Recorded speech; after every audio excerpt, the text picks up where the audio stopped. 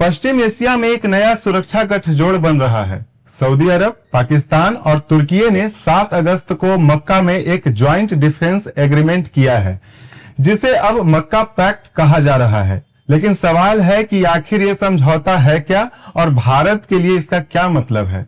तो सबसे पहले आसान भाषा में समझिए, इस समझौते की सबसे बड़ी बात है कि अगर इन तीनों देशों में से किसी एक पर हमला होता है तो उससे तीनों देशों पर हमला माना जाएगा। यानी सऊदी अरब पर हमला हुआ तो पाकिस्तान और तुर्की भी अपने ऊपर हमला मानेंगे, और इसी तरह पाकिस्तान या तुर्की पर हमला होने पर बाकी दोनों देश उसके साथ खड़े होंगे।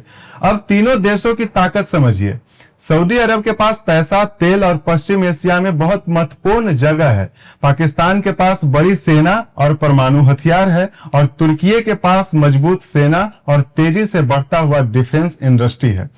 इसलिए तीनों के साथ आने से एक पूरे इलाके में इनकी ताकत और बार्गेनिंग पावर बढ़ सकती है। इसलिए एक बात समझना जरूरी है कि इसे अभी सीधे नाटो का दूसरा रूप कहना सही नहीं होगा, क्योंकि नाटो के पास संयुक्त सैन्य ढांचा और लंबे समय से बना हुआ कमांड सिस्टम है, जबकि मक्का पैक्ट अभी उस स्तर पर नहीं है। फिलहाल इसे तीनों देशों के बीच सिक्योरिटी और डिफेंस कॉपरेशन को मजबूत करने वाला समझौता कहना ज्यादा सही होगा। अब सवाल आता है कि यह समझौता अभी क्यों हुआ। पश्चिम एशिया में पिछले कुछ समय से तनाव काफी बढ़ा हुआ है। ईरान, इजराइल, खाड़ी के देश और दूसरे देशों के बीच लगातार तनाव चल रहा है। सऊदी अरब की अपने आसपास की सुरक्षा की चिंता है। पाकिस्तान लंबे समय से सऊदी अरब का डिफेंस पार्टनर रहा है, और तुर्की भी इस इलाके में अपनी भूमिका बढ़ाना चाहता है। इसलिए तीनों देशों ने मिलकर अपनी सुरक्षा मजबूत करने का फैसला किया है। अब आते हैं भारत पर। भारत के लिए सबसे महत्वपूर्ण बात है कि इस समझौते में पाकिस्तान शामिल है। इससे भारत के लिए पश्चिमी दिशा का स्ट्रेटेजिक इन्वायरमेंट थोड़ा और कॉम्प्लिकेटेड हो सकता है, लेकिन इसका मतलब बिल्कुल ये नहीं है कि सऊदी अरब ने भारत के खिलाफ गठबंधन बना लिया है। ऐसा कहना अभी सही नहीं होगा, क्योंकि भारत के सऊदी अरब के साथ मजबूत आर्थिक और स्ट्रेटेजिक रिलेशन है, और दोनों देशों के बीच व्यापार और ऊर्जा के रिश्ते काफी महत्वपूर्ण है। इसलिए भारत को इस पूरे मामले को बहुत सोच समझकर देखना होगा। और एक बड़ा सवाल यह है कि क्या यह समझौता ईरान या इजराइल के खिलाफ है। इसका सीधा जवाब अभी नहीं दिया जा सकता। तुर्की ने यह कहा कि यह समझौता किसी एक देश को निशाना बनाकर नहीं किया गया है, लेकिन जिस समय यह समझौता हुआ है उस समय पश्चिम एशिया में तनाव बहुत ज्यादा है।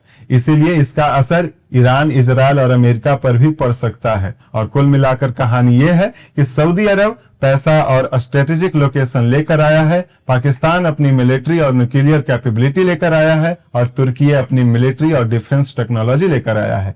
तीनों का साथ आना पश्चिमी एशिया में एक नया सिक्योरिटी अरेंजमेंट जरूर बनाता है। भारत के लिए असली चुनौती यह है कि पाकिस्तान अब सऊदी अरब और तुर्की के साथ और मजबूत सिक्योरिटी रिलेशन बना रहा है।